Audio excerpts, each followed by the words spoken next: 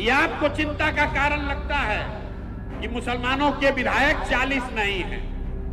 वो इसलिए नहीं है कि दल वाले आपको टिकट नहीं देते हैं। चिंता का कारण क्या है ये मैं आपको अभी बताता हूं। बिहार में आबादी के हिसाब से 1650 के आसपास मुखिया और सरपंच होने चाहिए।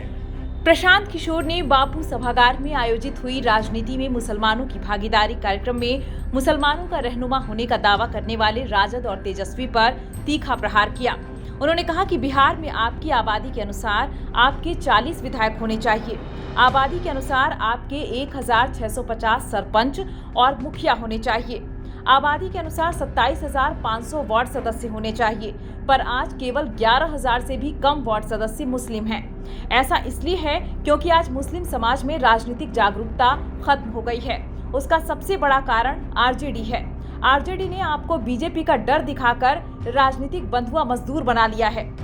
चलिए अब आपको हम बताते हैं कि प्रशांत किशोर क्यों राजनीति में मुसलमानों की भागीदारी की चर्चा कर रहे हैं। बिहार में मुसलमान क्रॉस रोड पर हैं। जेडीयू को लेकर एक तरह का संशय उनके मन में है। पिछले कुछ चुनावों का डाटा देखने से लगता है कि मुसलमान एंटी आरजेडी वोट कर रहा है।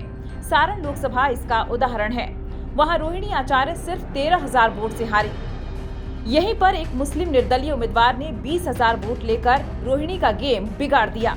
प्रशांत किशोर मुसलमानों की दुविधा को समझ रहे हैं और इसी के हिसाब से अपनी रणनीति बना रहे हैं। मुसलमानों के 40 विधायक होने चाहिए। 40 विधायक होना चाहिए। बिहार में मुस्लिम समाज का है 19, लेकिन ये चिंता का कारण नहीं है। ये आपको चिंता का कारण लगता है कि मुसलमानों के विधायक 40 नहीं हैं। वो इसलिए नहीं है कि दल वाले आपको टिकट नहीं देते हैं। चिंता का कारण क्या है ये मैं आपको अभी बताता हूं। बिहार में आबादी के हिसाब से 1650 के आसपास मुखिया और सरपंच होने चाहिए, लेकिन बिहार में 1200 से कम मुखिया ही मुस्लिम समाज के हैं। बिहार में आबादी के हिसाब से 27,500 वार्ड सदस्य मुस्लिम होने चाहिए, हैं 11,000 से कम। ऐसा क्यों है?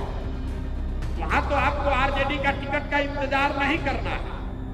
ये आंकड़ा बता रहा है कि कहीं न कहीं मुस्लिम समाज में राजनीति को लेकर जो जागरूकता होनी चाहिए वो खत्म हो गई है। दरअसल प्रशांत किशोर डीईएम के जरिए जिस वोट बैंक को टारगेट कर रहे हैं वो मुख्य तौर पर जेडीयू और आरजेडी का आधार वोट रहा है। जातिगत गणना में देखें तो बिहार में दलितों की आबादी 19.65%, अति पिछड़े 36.01% और मुस्लिम 17.70% है। पीके ने कहा कि मुस्लिम समाज को बिहार में अब तक राजद वालों ने केवल यही बताया कि एमवाई समीकरण होगा तो हम बीजेपी को हरा देंगे, लेकिन सारे समीकरण बीजेपी को नहीं हरा पाए हैं। ऐसा क्यों? प्रशांत किशोर ने इसकी वजह बताते हुए कहा कि अब एमवाई समीकरण कहीं बचा ही नहीं है। अब समीकरण बचा है वाईएम यानी यादव मुस्लिम।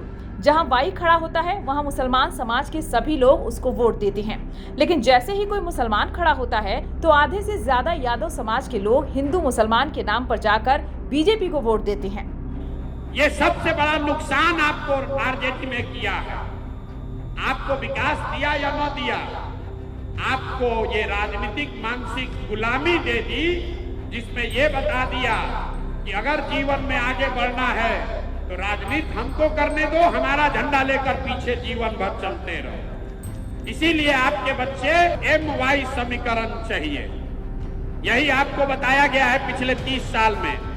एमवाई समीकरण होगा तो उससे हम लोग भाजपा को हरा देंगे, लेकिन उस सारे समीकरण से आप भाजपा को अभी तक नहीं हरा पाए। ऐसा क्यों? ऐसा इसलिए कि अब एमवाई समीकरण कहीं बचा ही नहीं है। अब समीकरण है वाई एम। जहां वाई खड़ा होता है वहां पर मुकम्मल एम समाज के, मुसलमान समाज के लोग उसको वोट देते हैं, लेकिन जैसे ही मुसलमान खड़ा होता है तो आधे से ज्यादा वाई समाज के लोग हिंदू मुसलमान के नाम पर जाकर भाजपा को वोट देता है। आप हमारे लिए जन सुराज के लिए किरासन तेल नहीं है, लालटेन में आप जल रहे हैं, रोशनी कहीं और हो रही है। जल रहा है आपके बच्चों का भविष्य, रोशनी कहीं और हो रही है।